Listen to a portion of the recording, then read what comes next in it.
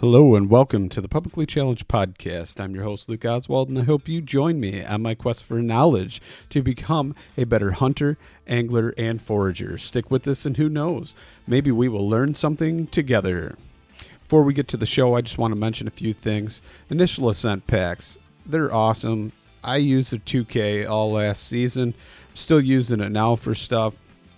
I'm going to be using it for training for prepping for my hunt and getting some miles in with some weight on my back. And I just recently picked up a 6K, and it's going to be awesome as well. Plan on using it on my elk hunt along with the 2K if I'm doing some day hunts or something and having a base camp. But if I'm packing on my back and going in there, depending on where I'm at, I'm going to be using that 6K. Dennis and Joe are amazing people. What's awesome about that company is you can reach out to them, and they're the ones who are going to answer your call and actually talk to you about their product. And you're going to even get a handwritten note from them thanking you for your purchase and wishing you luck on that hunt. And I just find that is super awesome and amazing in this day and age to have somebody that does that for you and actually hand writes a note for you is just amazing. And on top of that, it's an American-made product. And one thing about this podcast is, and myself, is just that anything that's American-made that I can support or get behind and it's a quality product, I'm going to talk about it. This is not a paid promotion. I'm honestly just talking to you about an amazing pack. So check them out. If you don't have one or you're looking for a pack, give them a try. You'll like it for sure. And then on top of that, we're going to talk about treelineacademy.net. Treelineacademy.net is the most comprehensive e-scouting course ever made. Mark Livesey is just an amazing wealth of knowledge, and he's willing to share that with everybody. So check that out and see what's going on there with that. Use promo code PC2020. Save yourself 20% on sign up. It's awesome. And actually, it's not 20%. It's $20. Save yourself $20 off a sign up. Then the next one I want to talk about is Bmap. Bmap app with their hunt data, the online mapping system for e-scouting, setting waypoints, smart markers. So you have all your hunt data on the wind and anything, as long as you have a cell signal. It's absolutely amazing. There's so much more that's coming out. They've updated their offline maps, so they're way faster than they used to be, which I know a lot of people were actually kind of complaining about that, but now they're lightning fast. I've downloaded them, used them. It's awesome. On top of that, they've got some new updates that are coming out that are just going to blow you away. Can't talk about them yet, but we will be talking about them. So check them out. Use promo code PC25. Save yourself 25% on sign up, only on the website, not on the app. And with that being said, let's get to our show. All right, so I'm sitting here and I am talking to Brian Austin of actually a couple different things. So Brian, I'm going to go ahead and ask you to introduce yourself, and we will get into this conversation a little deeper, man. All right. Well, Luke, thanks for having me on here. Like Luke said, I'm Brian Austin. I'm the owner of GFB Outdoors and the Beast Mode Archery Challenge, based out of Wisconsin. Been doing fitness and archery pretty much my whole life. So,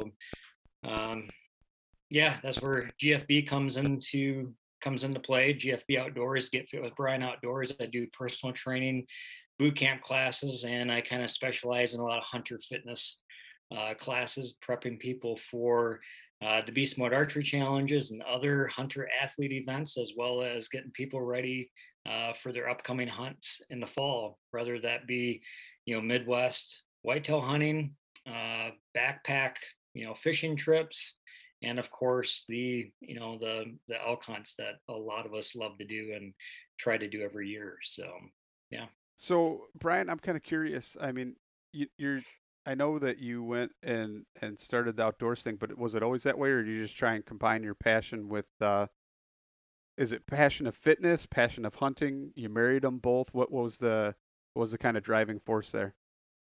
Yeah, I would say I guess it's more of a passion for hunting and the outdoors, and fitness is just something that I've always done. It's what I went to school for. I've been a personal trainer now for 21 years. And I guess fitness was always an important role in my life. just to be fit and doing different activities. And then it wasn't until, maybe 6 years ago when I started competing in the train to hunt events. And that event kind of meshed the two together for me and brought fitness and my love of archery and bow hunting together. And then I competed as a competitor for a few years, and then eventually directed some of the train to hunt events, and then that led into some of the indoor events that I do, and now what is known today as the Beast Mode Archery Challenge. That's So awesome. So I got to say, I think we're going to have to do a little private event because you don't really compete a whole lot anymore. And I got a buddy who, another podcast buddy, Kyle Mork, and he said yeah, one of the reasons why he got so addicted to it was because he was competing against you, and he never quite beat you, and he wanted redemption. So I think at some point we might have to put on a publicly challenged event and have you go against him head to head. I would absolutely love that because now that I've evolved my business into this, I miss that part of the events. Now instead of training for 2 hours a day, I'm preparing for the event in one way or the other, whether that be a social media post or coming up with some of the regulations and rules for the events. But yeah, my training has significantly declined. I still get out and practice with my bow several times a week. I do my boot camp classes and I try to do my hunter fitness stuff when I can. But when I have 15, 20 people in that class running around with their bow and arrow, I can't really be participating and making sure everybody's safe and doing the right thing. So, dude, I would love to do something like that, but I just need several months in advance to train for it. Oh, I'm not at my peak fitness like I used to well, be. neither am So I due to the all the stupid shutdowns and all that kind of crap. Let's just face it, a lot of us aren't. And I wish I could make time to go to the regular gym, but I dedicated just a little bit of time in the basement now, and bought some equipment to try and just keep going and pushing forward. Because let's face it, I realized one day you step out of that shower and you look in the mirror and you go, oh man, what did I let myself get to? I don't own a scale because I don't really believe in trying to weigh myself. It's more of your feel and how you feel that strength and all that kind of stuff. I mean, how do you kind of measure your clients? right there, I don't personally own a scale. Most of my clients probably don't own scales. Some of them might do, and I might advise some of them to weigh themselves from time to time, depending on what their goals are or some of their health situations that they're in. But really, in terms of fitness and training for you know especially for like elk hunting or just being active in the outdoors, I'm with you there. It's not really your weight.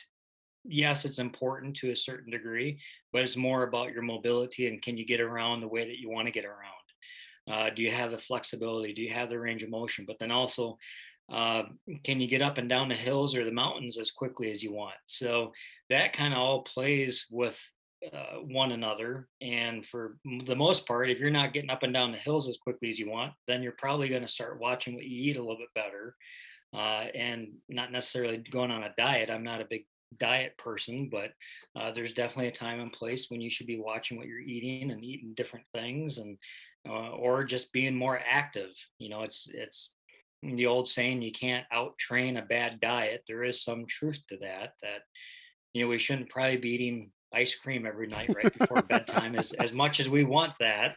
That does catch up to us eventually. So I've been doing the intermittent fasting thing right now, and I'm trying to go like 16 hours without food and just hydration to keep my body to get itself to repair and everything. What's your kind of thoughts on that? Do you condone Yeah, it or go against it or what? I've done that. I think I've tried to do that myself. I know people that have had great success with it. I know people that haven't had great success with it. I think each person needs to test that out and try it out on their own. For me personally, it's I didn't see a big weight loss. I might have felt a little bit better, but just with my schedule, when I was trying to get that 16 and 18-hour fast, I was getting lightheaded and dizzy. And when I'm working with clients all morning long, I get irritable as well when I don't have food or something in me. So, for the sake of keeping my clients around me, I've had to, limit my intermittent fasting. But I tell you what, after this past week and the amount of food I ate, I feel like I need to fast for like 2 weeks. So, um, but no, I think that there's a time and place for that. I think that that it's going to work for some people and it's not going to work for others, Yeah. really. I don't know if I've Uh, necessarily actually shedded weight, but just the fact that I force myself to hydrate more. You're more cognizant of your intake when you're doing that. So, I only drink 1 cup of coffee now because if I drink any more than that, I well, start getting jittery. I start, having all those other things, and it forces you to drink it like you probably should be drinking it black anyway. Um, and then I notice though that I hydrate more because of that, and then I actually feel better. I'm more alert, more awake in the morning. I mean, let's face it, our bodies are so dehydrated anyway from just right. waking up and it doing the natural processes that normally what's the first thing people do? They go grab coffee, a diuretic, and they actually dehydrate themselves instead of rehydrating, and then they get that huge crash. So I will say from that standpoint, it's really made a difference in my lifestyle that way. But other than that, I don't know necessarily if it actually um, changes. Plus, like the first week I did it, I noticed that I was so hungry I'd almost gorge on food versus trying Right. to actually just eat my normal meals where you're actually just skipping a meal and but I'm finally getting the groove of it. But there was a point where I was at work and it was like week 1, day 3, and I started getting lightheaded, dizzy, all these different things, and just almost feeling nauseous even. And I told the guy, I said, a guy I was working with, and we had a place we had to go, and it was a super super hot thing we had to go into and go work on something.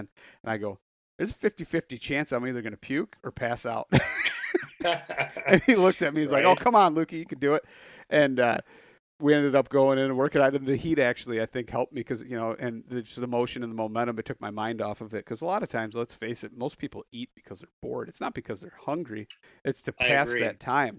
And Right. it's also made me cognizant, especially in the morning. I've got meetings and stuff going on, and it's like the in between those things, that's when the boredom sets in and you start eating things versus actually just focusing on hydration and doing other tasks. So in that aspect, I think it's worked pretty good for me. Yeah, I think you kind of touched on a few things there. One, that kind of reminded me that intermittent fasting is probably going to work for people that are just looking to make a change to be healthier, maybe to try to change their weight or their body composition. But I don't think it's something that's great for people that are trying to train and be athletic for an event like at the Beast Mode Archery Challenge event. Or if they're, putting on a lot of miles running or a lot of miles packing, I think, uh, it's okay, but I think that they would benefit or have better performance if they were eating a regular diet than doing the intermittent fasting. That's just from my experience in working with people, but to each their own. And some people might have different results from that. But back to your point about the 1 cup of coffee a day, I'm down to 1 pot of coffee a day, so I'm almost there, I guess. I, that says something though, because I am a not only a coffee junkie but a coffee snob, and most coffee that people drink, I'll turn my nose to it, and I roast my own coffee. I grind my own Wow. coffee. I only drink coffee that's been ground fresh. I'm Wow. pretty bad about it. But so it's easier for me because now I have to bring my own coffee. I press it out. I use the little AeroPress and make my own cup. But it's just a Yeah. better cup. It's easier to drink it. I will say that it's easier to drink it black than the other stuff. But I mean, that's all health choices anyway, right? Right. But Exactly. so I'm kind of curious, what's your take on intermittent fasting? Because lately I've been getting up and running on the treadmill first thing in the morning, and then hydrate the rest of the day until it's time for lunch. But what's kind of your thoughts on that? Again, I think for weight wise, for health wise, I think you'll probably be fine with that. Uh, studies do show that people, if you're training to be, again, athletic or for a certain event, you're probably going to have a better results by having something before that workout, just to kind of spike up that blood sugar a little bit and give you a little bit of energy. But It really comes down to, and I've been asked 1,001 questions about diet and exercise and stuff, and it really, there's not necessarily a wrong and right way of doing things. It all depends on what your goals and your objectives are, and to match that with what your daily habits should be. The daily habits of a marathoner are going to be a lot different than the daily habits of a power lifter. Yeah, So, I for mean, sure. Yeah. the workouts of a power lifter isn't wrong or isn't bad, but if you're trying to train for a marathon, you probably should be doing different stuff. So that's why I say there's no wrong or right way. It just depends on what your goals and your objectives are, and to test things and play around with things. The whole intermittent fasting or doing workouts, fasting, see how it works. Some people do great, other people, they totally bonk halfway through it. So is it really worth doing that workout, and you're only doing half of the workout or half of the intensity as what you could be because you're fasting? That's still to be determined, and to each person to figure that out. So, Right. yeah. Right. No, I will say mine's not a full workout. It's actually just getting on and doing a little bit of a run. But I'm kind of curious. So let's talk about like a hunter then. What are we? I mean, like high intensity, different interval training. What kind of stuff for the guy that wants to go out and hit the backcountry and hit it hard? Something like that. What are you focused on? Yeah, so I guess you could break it up into seasons, like we have winter, spring, summer, and fall. You could almost break your workouts to kind of match those seasons. You should be, I think the one area that some hunters kind of avoid is strength training. In order to be able to climb a mountain, you have to have strength. I mean, of course, you have to have endurance and cardio and stuff, but if you don't have the strength to get yourself up the mountain, uh, it's going to be a struggle fest. So I think a lot of times when people struggle, especially in the mountains, it's maybe not necessarily that they don't have the cardio, it's that they possibly don't have the strength, especially if they're carrying a weighted pack on, which we probably are all doing that. So I think if people focused on building strength early in the season, uh, and then transitioned into some longer pack hikes and building that cardio and building that base, and then adding in some high intensity training, something you don't have to do every day, but definitely at least 2 times, maybe even 3 times a week. Um, there's all that is playing on different energy systems in our body.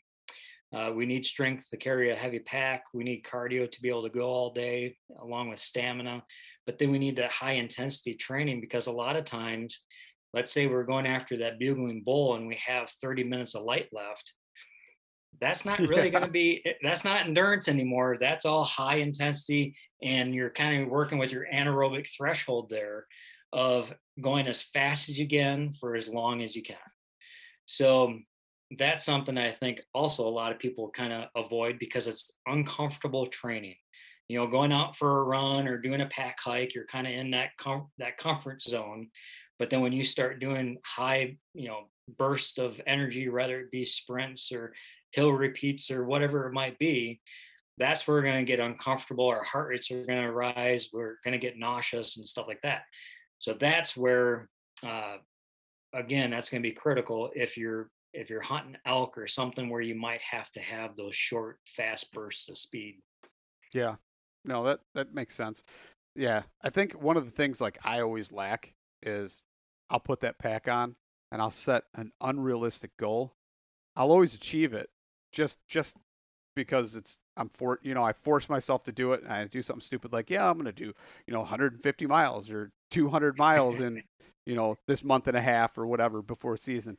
And and I do it and I force myself, but I feel like sometimes I'm almost depleting myself of, strength in other areas because of that. Is that kind of a common occurrence that people do? They don't really they set a goal, they set out, they do it, but they don't maintain everything else that they should be doing or Right. I agree with you there. I think in this world of Cam Hanes and Jocko and Goggins, which they're all great people. I love what they do. I love what they stand for.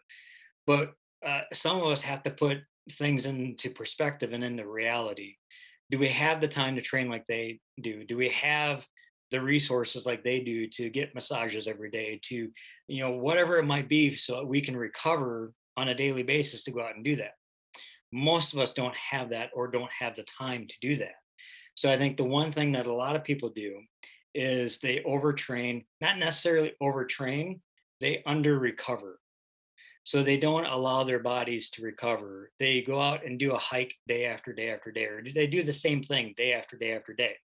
Instead of breaking that up, do a hike one day, do a high intensity training one day, do, interval training. But you got to allow your body to recover. Otherwise, you're not going to get, you know, better, faster, stronger, whatever it might be. Because that's really the only time that our bodies get uh, stronger or faster is during our recovery time. So you got to have your recovery time, and your sleep is just as important as your training. And with folks that have little kids or a busy job, the recovery is the one thing that kind of lacks for people's training. So we got to take that into consideration. But again, like I said before, everybody's different. Some people need more recovery than other people. Some people can go out and do it day after day after day, but there will come a time when their bodies will start breaking down. So yes, to your point, I think when you just focus on one thing, you're not going to be a well-rounded hunter. You're not going to be as healthy and as fit as you could be. So you got to mix things up, and you can do stuff. You don't need a gym membership. I don't have a gym membership.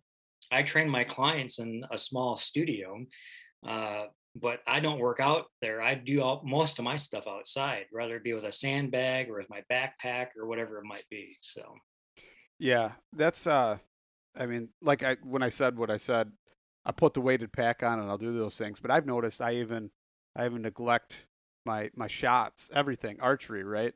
I kind of lose focus on that and start focusing on the aspect of the training and putting those miles in with that weighted pack on and doing all that kind of stuff. Or I and I'm to your point of the recovery thing. I hate recovery days on my treadmill with the iFit. I skip those days, and I just go and pick a different trainer to run with. it's it's kind of a problem, yeah, but I don't know. I mean, what would you say to somebody like that? Would you tell them, okay, that's fine. You want to do something, pick something else, or work on different segments, or what would the advice to that be?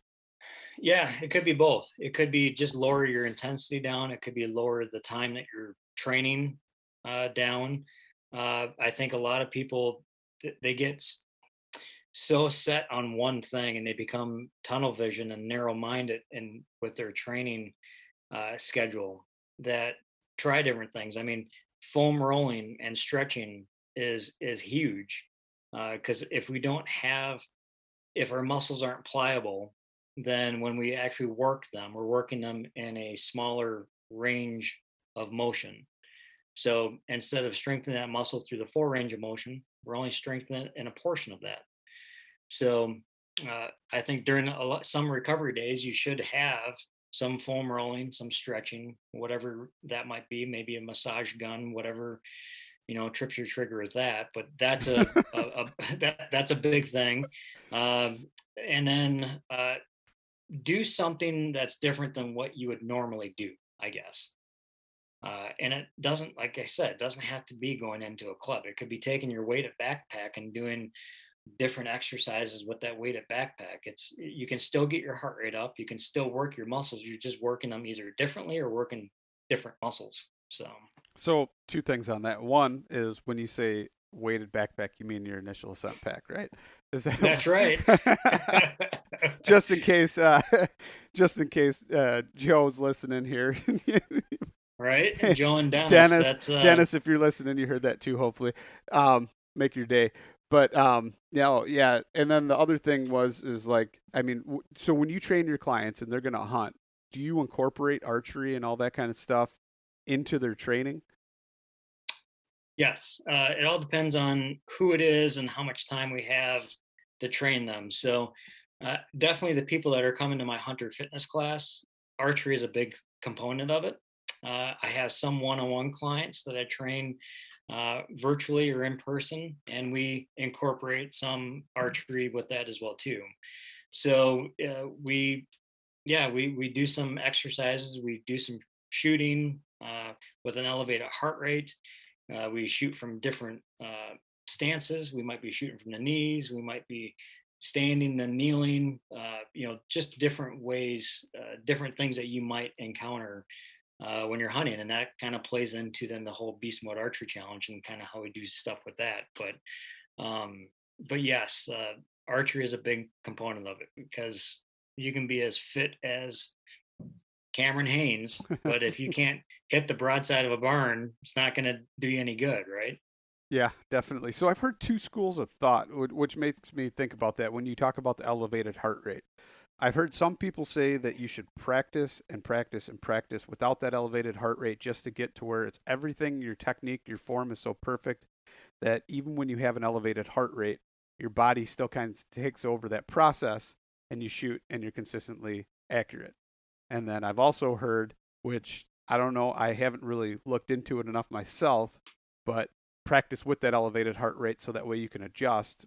Even though the other people in the school of thought say that with that elevated heart rate, you're forcing those shots to be accurate under that heart rate, in which case you actually make yourself a worse shooter in the other direction. I don't know what. So what's your thought on that? Because it sounds like you're one of the guys that goes with the elevated heart rate in practice. Yeah, that's a great question. For first of all, I'm not an archery coach, so uh, but I when I was competing, so I would do both. I would shoot a lot, focusing on form, doing a lot of 3D shoots, and without an elevated heart rate. Because I think you're right. I think if it's somebody who's relatively new to archery, they got to have the fundamentals, and they got to have a base. Otherwise, yes, they could learn bad habits through this type of training. So I do think that there needs to be proper mechanics before people really start doing this type of stuff.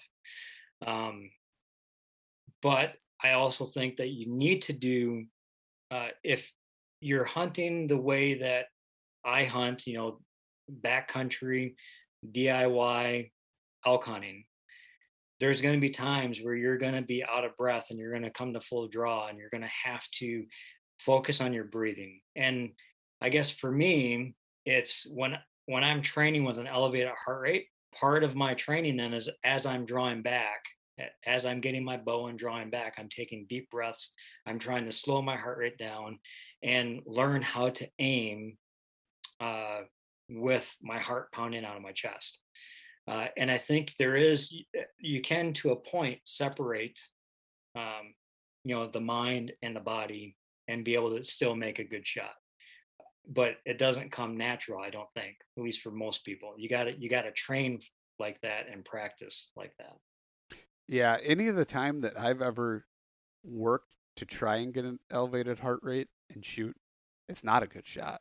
I mean, I can get it in a kill zone, but it is not a 10. It's never a 10 ring. And I've and when it first started, it was actually, I mean, it'd be like a neck shot or, like really high shoulder or something on the target to where I wouldn't even be in that kill zone. So I think there is something to be said for that as far as, you know, working your way up towards that because I mean, I know that I definitely couldn't do it with that, excessively high heart rate. But then again, I've never actually had the opportunity to have a shot with that elevated heart rate like that. Normally it's a point where I can calm myself down enough or I've been sitting in a tree stand or something like that to where it's mostly mind over matter and adrenaline at that point that you're trying to fight, not necessarily an elevated heart rate from like cardio or something like that. Right. I think there is some overlay there with training with an elevated heart rate or shooting with an elevated heart rate and buck fever. I think practicing, even if it's just doing jumping jacks or something like that for 30 seconds and then making a shot. I think having an elevated heart rate and your blood pumping, it does simulate a little bit of what you get with, buck fever or whatever you want to call it. So I think that does help. It is different. I mean, when you get buck fever, that's more of a internal emotional that's increasing your adrenaline, whereas jumping jacks is more of an external uh, factor. But it does in your mind. Your mind has to overcome that the same way.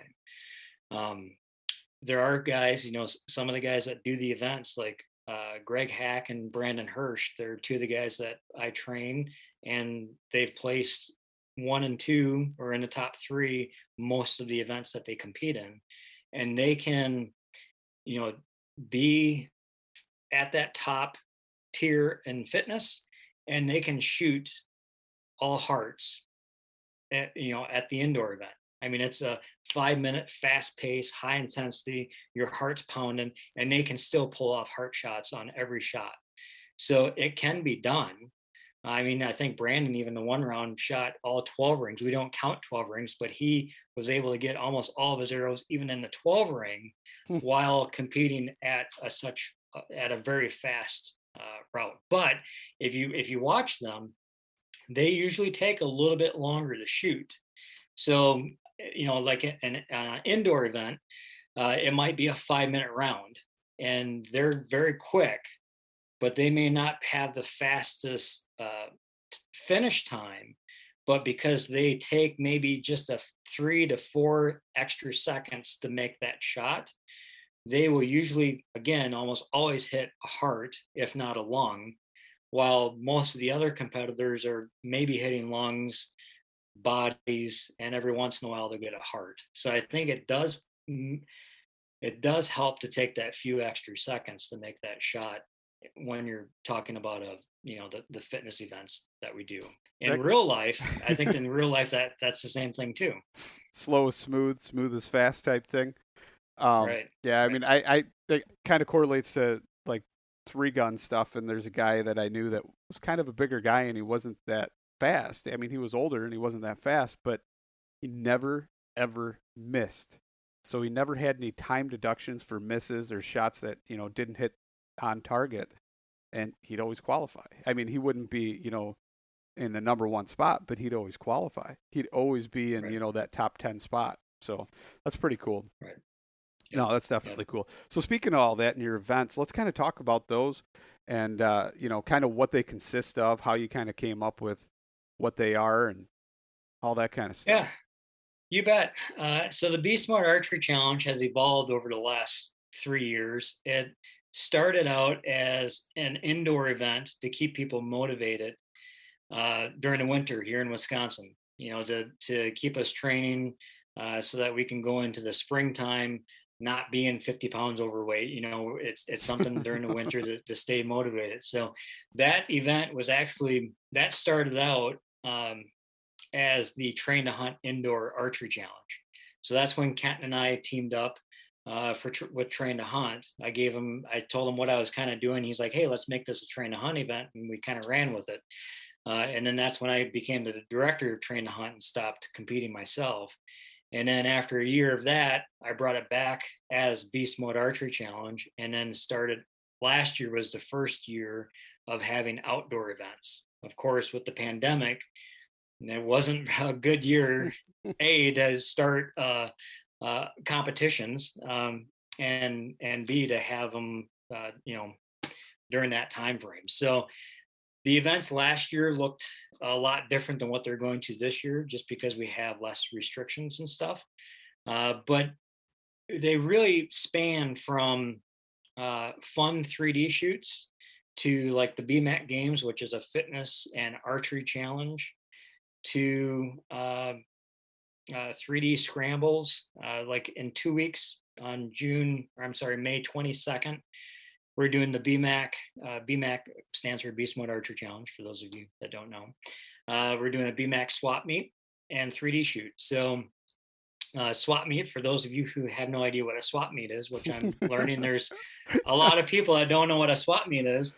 So it's where you can bring your hunting and archery gear that's sitting in your basement. I have a bunch around me here, or in your garage, that's been collecting dust because I hate selling things online. And I have a lot of gear that I've collected over the years. So you can bring your gear to sell, to trade with other people. Or if you're new to archery or you're thinking about going out west for your first hunt and you don't know where to start and you don't want to spend a lot of money on gear, this is a perfect place to come and see what people have. You might be able to get some really good deals on stuff that will set you up for an elk hunt or maybe your first whitetail hunt. I know of people that are bringing gear, tree stands, they're bringing bows, they're bringing tents, they're bringing sleeping bags. I mean, a lot of different stuff. So that's kind of what a swap meet is. So we're having that on the 22nd of May at Tyrrell Basin. And then we're also incorporating a 3D shoot of a 20 target 3D course set up that people can shoot. What else? We'll have Vector Custom Shop Arrows is going to be there. You can shoot some of their arrows, kind of play around with them. We'll have some other vendors there as well. Just going to be a good time. It's going to be Tyrrell Basin's kind of opening kickoff weekend for the summer. They're going to have their tavern open. We're trying to get a band lined up for Saturday night to have some live music and stuff. So it's just kind of a kickback, laid back time. So we have an event like that. And then our next event on June 12th and 13th is the Bmac Games. The Bmac Games is really an all-encompassing event where we're going to test archers' strength, stamina, endurance, their shooting abilities. It's a multi-stage 2-day event at Tyrrell Basin. Really looking forward to that. I think we have almost 50 people signed up for that. It's capped at 100. Yeah, that's like a big event. So last year's event, Bmac Games, looked a lot different than this year. We had to cap it at 35 people because of COVID numbers in our county. We couldn't have, I had to keep people separated. It looked a lot different. So this year it's going to be what I want it to be. So, yeah. So with that being said, then, I mean, this is kind of like the Summer Olympics of like archery challenges, right? I mean, right. What do you say to the guy that thinks he's just going to show up and do okay? Is it going to be a humbling experience? And the only reason I'm saying that is because I'm pretty sure I commented at one point that I'm just going to show up on one of your posts. It's you will have fun. Okay, here's to a person that probably hasn't trained much, nope, or at all, but you love archery and you want to be fit or you want to be active and do something to motivate you and something to do, right? So here's what you're going to get out of it. Number one, you're going to have fun. Number two, you're going to meet a group of people that are going to cheer you on and will be a very close-knit family by the time the event is over with. That is really what these events are about, is bringing like-minded people together that have a passion and love bow hunting and the outdoors. And we just want to push ourselves to be the best that we can be. Yes, it's a competition. Yes, we're going to award the top male and female and people in each age group. But really, those guys that are on the podium are going to be cheering you on just as much as the people on the sidelines cheering you on. I mean, that's what's so cool about these events, that I have a hard time explaining it until people actually come and experience it for the first time. You really have no idea what type of close-knit family it is. But we have people, we have guys that are signed up that I think the oldest guy is in his 60s. Dave, is he 6? No, he might be 50s. I don't want to, hopefully he's not listening. But Dave he had 2 knee replacements last year, and he's coming out and doing it. He's not going to be the fastest guy, but he's going to finish it.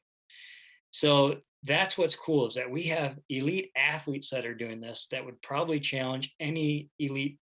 Not saying that they're more fit than Cam Hanes, but if guys like them showed up, some of these guys that you have no idea who they are because they're not on social media, but they are true hardcore athletes, and they love bow hunting, they will be there.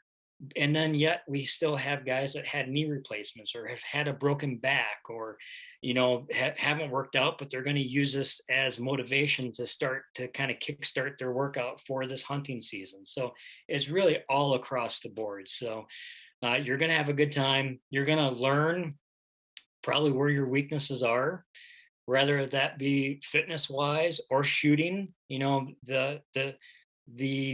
The stage, what I call the harvest stage, the 3D shoot. It's not your typical 3D shoot that you might go to at a local club. Every shot has a unique scenario that you might encounter when hunting. So it might be a shot where you have 20 seconds to get from where you're standing to where the shooting stake is. And where you're standing right now, you can't see the target. You have no idea what the target is. But you have 20 seconds to rush up, range find it, and make the shot. Okay. Odds are it's going to be like an elk or something like that to kind of mimic, an elk over the ridge bugling, and you're going to get up there. You make eye contact, or you get your eyes on the target, and you make the shot. So, but my point is that a lot of different scenarios. It's not a boring 3D shoot. I guess we probably should go over exactly all the stages if you want. You want to break that up? No, totally. Okay. And the other thing is I'm kind of curious. So the whole time your bow is either on your pack or in your hand, right? Right. So the first stage, Saturday morning, is what I call the beast course. So the beast course is going to be for the Wisconsin event. We have one in Wisconsin, one in Pennsylvania, but the Wisconsin event is going to be around a 5K. Right now, it's about 3.1, 3.2 miles, give or take a little bit. You're going to have your pack. And for a guy your age, you're under 40, right? You're a young guy. Well, not that young, but creeping up on it. So you're going to have a pack, and you're going to have to be responsible to have a pack that weighs 40 pounds. Okay. And then that course, you can either carry your bow in your hand or you can strap it to your backpack. I recommend having trekking poles and probably boots or something with good ankle stability, because I take you over the most challenging 3 miles that Tyrrell Basin has to offer.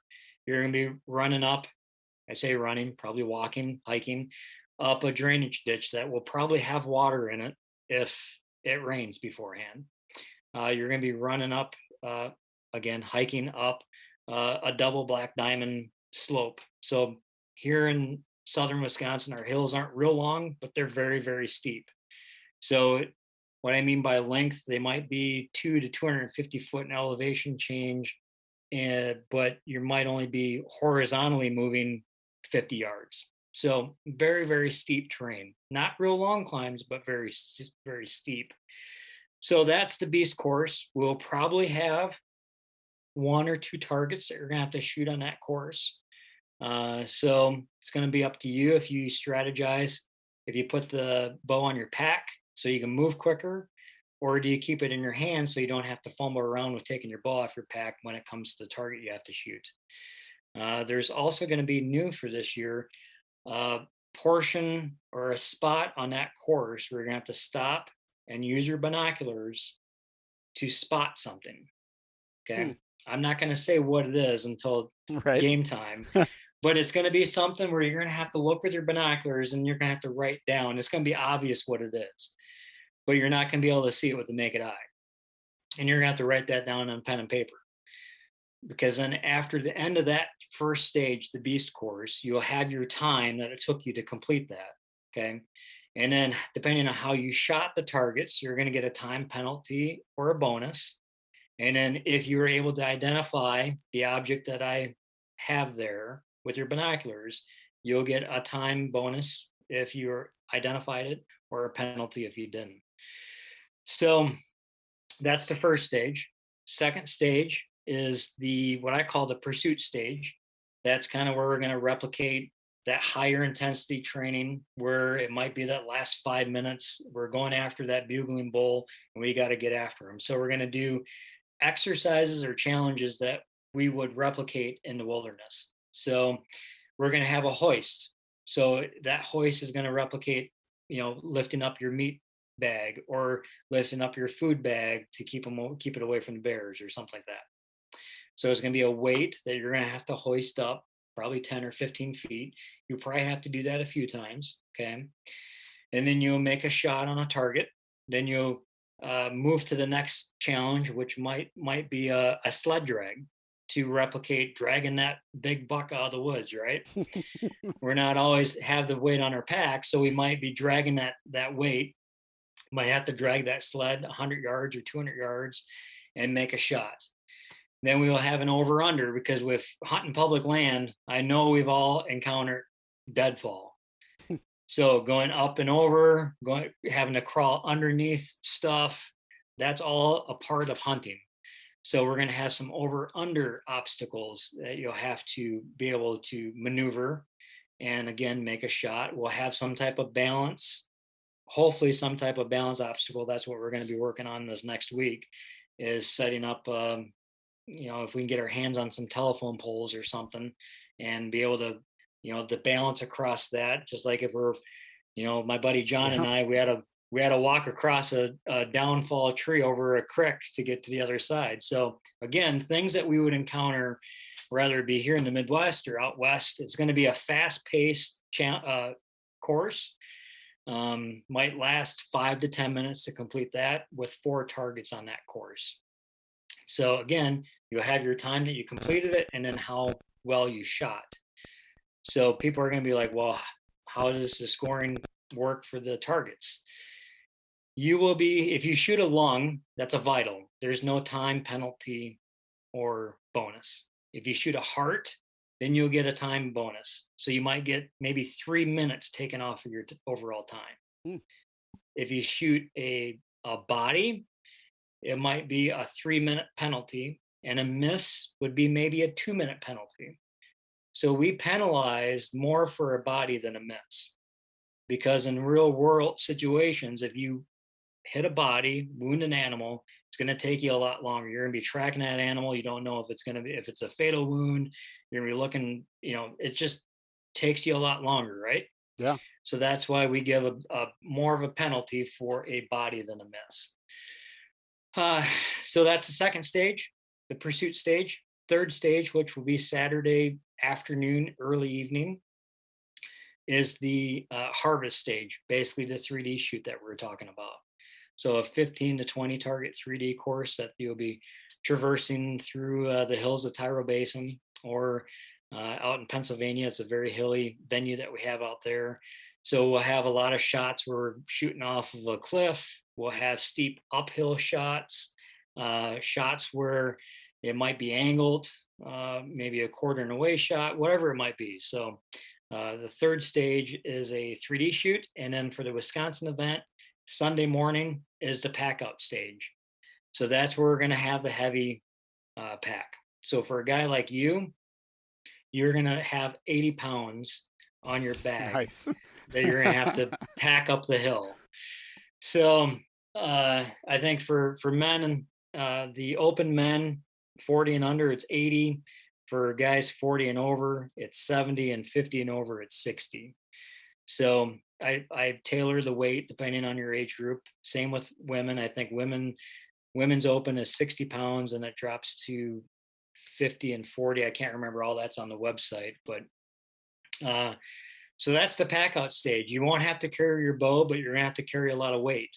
There's the option to sign up as a team, and right now I think we have 10 teams signed up. So the advantage of signing up as a team, you do the beast course, the first 3 stages you do together, okay, and your score counts together. So if you have a really fast guy as a teammate and you're a couch potato, the couch potato's time is going to count. So you have to cross the finish line at the same time. Ooh. So you do things as a team. It's you and your hunting partner. You're stuck together for the duration of your hunt, and everything is going to count together. So, except for when it comes to the pack out stage. So for you, 80 pounds, if for guys that haven't been training a lot, and this seems like a lot of weight, find a buddy and sign up, because you get to split that weight for the pack out. So you would have to carry 40, and your buddy would have to carry 40. So what if could you get like a bonus, or like take time away from your time or something if you say I'm going to carry 100 pounds or something like that instead? Well, you know what? I just decided on 80 pounds last week. I was going to do 100 pounds because it's 100 pounds. It just sounds like that could mess some people pounds up though if they're not ready for that. I mean, right. And it really came down to, the same guys that are going to probably win with 80 pounds would win with 100 pounds. Right. I'm watching out for the guys that haven't been training a lot, because most guys under 40 can handle 80 pounds even if you haven't been training. Yeah, it's going to suck. It's not going to feel well. It's only unpleasant for like the first 3 miles. Then after that, you can't feel it anyway. Well, the pack out stage is going to be short. Oh, okay. It's probably, I'm not going to say how long. It's going to be short. Short relative to the B scores. It's not going to be 3 miles long. Okay.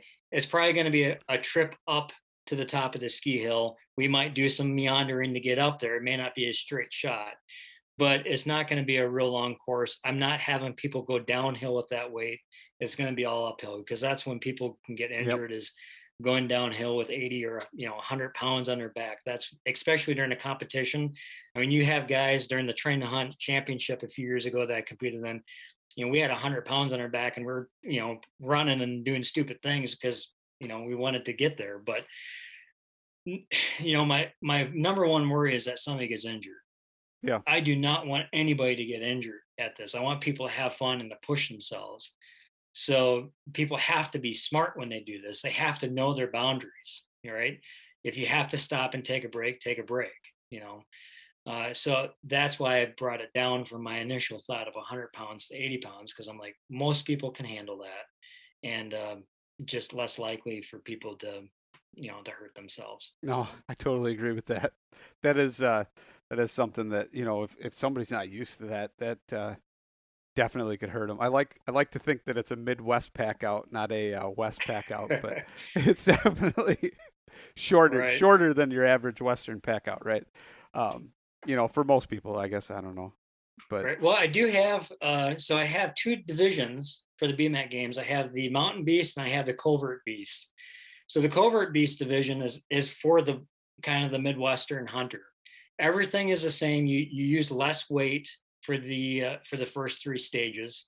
So for men's open, I think instead of 40, it's 30 pounds. And then for the pack out stage on Sunday, you're not packing out, you're dragging out. So you're going to have a heavy sled that you would drag. So at least it's not on your back or on your back. But to be honest with you, out of the almost 50 people we have signed up, only 2 people are signed up for that division. So if anybody's listening and you're in shape and you think you could do it, you might be a shoe-in if you want an easy win. But who wants that, right? I mean, let's face it. If you want to compete, you want to be the competitor, not the guy who shows up to get the participation trophy. But right. I might do away with the Covert division if nobody else signs up for that in the next couple of weeks. I might contact these 2 people that are signed up and say, hey, how about you bump up to the Beast division, and if you're worried about that weight, how about you 2 form a team together? So, and you can form co-ed teams, and you can have teams of different age groups. Ooh, so that would be a bonus, right? Yeah. So if you signed up, let's say the both of us signed up as a team, you're under 40, I'm over 40. So you would only carry 40 pounds, because that's half the 80 pounds that's required of you. Since I'm over 40, I'm going to be carrying 70 pounds, but only half of that would be 35. So that's kind of how the teams break up. So people of different age groups and male and female can sign up, and then you are responsible for carrying the weight of your actual division and category. So nice. So complex. I know I'm making it much more complex. I got to be honest though. I mean, I think I would rather do a pack out than a drag out, because if there's one thing that shows you what physical condition you're in November or October, is when you do that drag out. It could be a half mile or just a couple 100 yards through some really rough terrain, and that shows you where you're at with your physical fitness. There's no getting around it. Plus you got all your other crap on your back, right? Unless you're the guy that goes back for it. I don't know. Normally when I do this, I just want it one and done and get out of the woods, and it gets tough.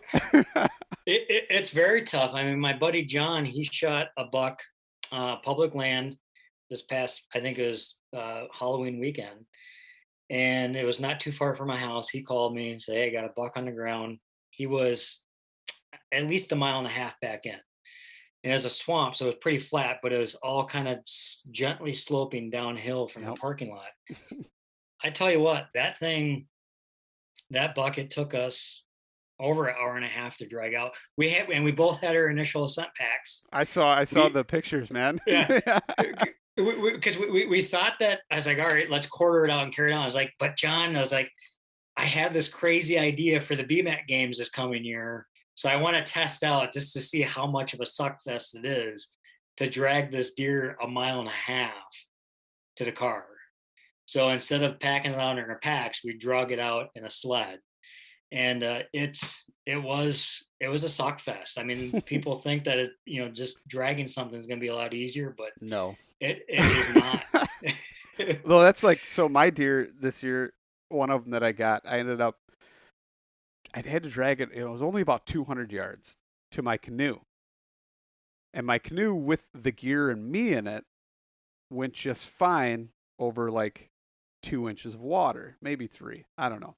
But by the time I put my gear and the deer in it and started dragging that canoe back out, I couldn't get that canoe out through the mud, and I sunk straight in that mud all the way up to my knees, and I had to push that another probably like 60 yards through the mud. It was absolutely terrible. And I just kept thinking the whole time, I'm like, man, I don't know what I'm doing here. This is crazy. How am I going to get around this? And it was just, there wasn't anything I could do like with a mechanical advantage or anything that would have made a difference at that point. And it was like, man, I'm just going to have to suck it up, go through it. And it was literal inch at a time until I got that thing out. And then it was just like sweet freedom. My pants are covered. Everything's covered in mud, but I'm in there and I'm finally just like push pulling out. That's awesome. And it tastes so much better now, right? It was totally, I mean, it felt earned. You know what I mean? Like it totally Right. felt earned, because just the whole experience every morning going in, doing that, trying to get into that spot and just fighting it. And yeah, it was awesome though. It was totally awesome. Yeah, that's awesome. So yeah, so we have that event in June 12th and 13th. The following weekend, I'm doing a beast mode trail trek at Tyrrell Basin. Um, Basically, just a trail run. I'm trying something new for that. And then June 26th and 27th, we have the Bmac Games in Pennsylvania. So we'll be out there at the Meadowcroft Rock Shelter and Historic Village in Western PA. So that will be a one-day event on June 26th, the Bmac Games. So it'll be a modified Bmac Games from Wisconsin. It'll be the first 3 stages. We won't probably be doing the pack out stage. And then on Sunday, we're going to have a 40 target 3D course out there. So it's two separate events on one weekend in Pennsylvania. So looking forward to that. Hopefully get some people registered and sign up for that coming up here pretty soon. Then after that, we have our big 3D shoot here in Wisconsin, July 30th through August 1st, and that's what we call the King of the Hill 3D. And we had that last year. We had about 100.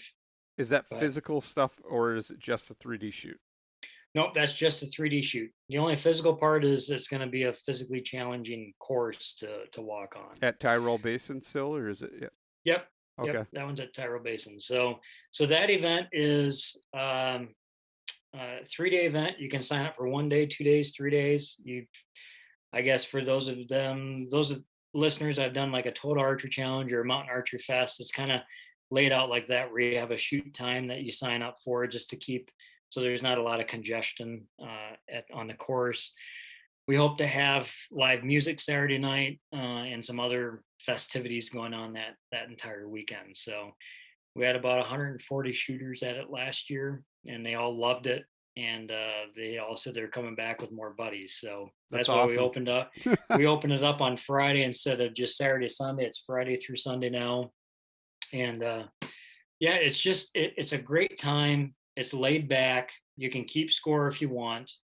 But you're shooting targets on terrain that you usually don't get to shoot on. That kind of simulates Western hunting. The shots are difficult shots for the most part. Bring a lot of arrows. I hate that. So But no, it's a great time. It's like I said, it's laid back. That's kind of the thing with my events. Yeah, the Bmac Games, it's a competition, but it's also kind of laid back in a way too. My 3D shoots, I've shot a lot of 3D events in my life, from money shoots to laid back grassroots type shoots, and I like the combination of the two. I like the laid back style, but also having awards, or maybe some events where maybe some of my scrambles or some of my smaller events we have cash payouts or whatever, but it's usually geared towards the bow hunter. I haven't had any events yet that have been geared towards the target archer, just because bow hunting is, that's what I am, that's who I am, that's what I want to stand for, and those are the types of people that I want to support and have cool events, because there's a lot of events out there for the target archers, but there's not a lot of great events for The the hunter. average bow. Yeah. Yeah, the hunter. So No, that's awesome. So I appreciate you coming on and telling us about the events and kind of answering some questions about fitness, and hopefully, it helps somebody with their journey. And if they need some advice or counseling or coaching, where can they find you? And then also maybe tell us where they can, once again, the dates for your events coming out. you bet. So I have two Instagram pages, GFB Outdoors and Beast Mode Archery. The GFB Outdoors is more geared towards the fitness and training, and obviously Beast Mode Archery is more about the events and stuff like that. On Facebook, again, Beast Mode Archery. And then I believe my other one, it's not GFB Outdoors. I think it's Get Fit with Brian if they search that.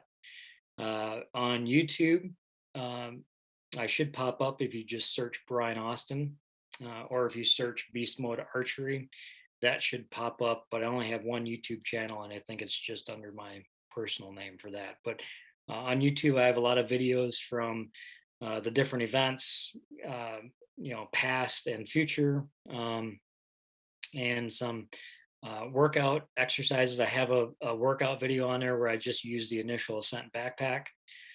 So I have a lot of different stuff on the YouTube channel. Email beastmodearchery@gmail.com if they want to email me. Yeah, that's the best way to reach out. My cell number is on my website. If they want to call, feel free to call. Texting is the best way if they have a question that they want me to get back to right away, especially if it's about the event or something coming up. But most of that stuff can be found at beastmodearcherychallenge.com. Is a website where they can learn all about all the different events that we have, the dates, the registration is on there. gfboutdoors.com is my other website for my personal training and fitness stuff. I know I have too much crap that I No, have it's to all keep good, man. It's all good. organized. But yeah, the date, so May 22nd is the swap meet and 3D shoot at Tyrrell Basin. On that Sunday, we'll probably do a pack hike, and I might open up the 3D course for a few hours as well too, if people want to come shoot on that Sunday. Oh, I forgot, on that Saturday during the swap meet, we're also doing a clinic. My buddy John is doing a clinic on saddle hunting, on how to hunt out of a tree saddle using the trophy line tree saddles. Just the benefit, maybe the pluses and minuses to tree saddle hunting and stuff like that. So we have that going on. And then I'm also doing a clinic, because doing what I do and training people and doing these events, that's something I see a lot of people doing wrong, is how to pack your pack correctly, both for the events, but then also for hunting as well too. So that makes a huge difference in the comfort of doing the events and backcountry hunting, is making sure your pack is packed correctly. So we got that at the swap meet. June 12th and 13th is the Bmac Games, again at Tyrrell Basin here in Wisconsin. Again, registration, you can find out all the info at beastmodearcherychallenge.com. June 19th is the Beast Mode Trail Trek, something new that I'm doing. Haven't really promoted it yet, but that's going to be basically a trail run at Tyrrell Basin, probably a very similar, if not the same course from the previous weekend. June 26th and 27th, Bmac Games in Pennsylvania. Again, that's on the website in Western Pennsylvania. We have the Bmac Games on Saturday and a 40 target 3D shoot on Sunday. 2 separate events. If you want to sign up for one or the other or both, people can do that. And then July 29th, or I'm sorry, July 30th through August 1st is the King of the Hill 3D, the big fun 3D shoot here in Wisconsin. Again, that's on the website. There's tee times, I call them shoot times, that you can sign up for online. And then just be looking, probably the best place to stay up to date is on my social media pages in terms of some 3D scrambles, some other 3D shoots that we're going to kind of start popping up and just doing them. I might just decide the week of or the week before, as weather permits, of just doing smaller events at Tyrol Basin. Tyrol Basin is a great venue. It's 30 minutes from my house. Nathan is become a very good friend of mine. He's the new owner. He's owned it for 3 years, and he's really turning things around there. And I got him into bow hunting, and it's just been a great relationship. And none of this wouldn't be around if we wouldn't have connected. And he's allowing for a lot of this stuff to happen. So that's awesome. No, I think like your area, where you live in Tyrol Basin and all that, it's probably one of the places in the Midwest that can closely replicate things out in the West. I mean, no, it's not the same, but as close as we're going to get, right? I mean, as far as the Midwest, without the exception of a few, but like, Illinois, you don't really have too many places like that are that big. So that's pretty cool. Thank you so much for coming on, sharing all the things that you did share, and talking about your events. Hopefully, people show up and it's an awesome thing, and who knows, maybe I'll even be there too. Well, I think, not to put you on the spot here, buddy, but but we have 4.5 weeks. It's 4 weeks from this coming Saturday is the Bmac Games. So you have 4 weeks to train. Okay. I think your listeners want to see you compete. I mean, just from the listeners that I know around here that listen to your podcast are like, is this guy going to come do this or what? Huh? So we'll see. We'll see. I think you're going to have to come and participate and get a feel for it firsthand. Absolutely. All right. We'll see we'll see if we can make it happen. I appreciate it, man. Thanks for coming on. You bet. I appreciate your time, and I appreciate the listeners listening. And just thank you for this opportunity.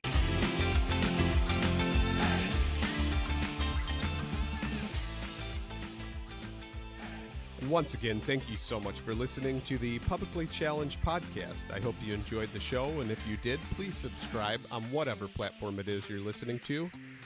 Also, if you could leave a review, that would help us out. And you can check us out on Instagram or at publiclychallenged.com. And once again, thank you so much for listening to the show.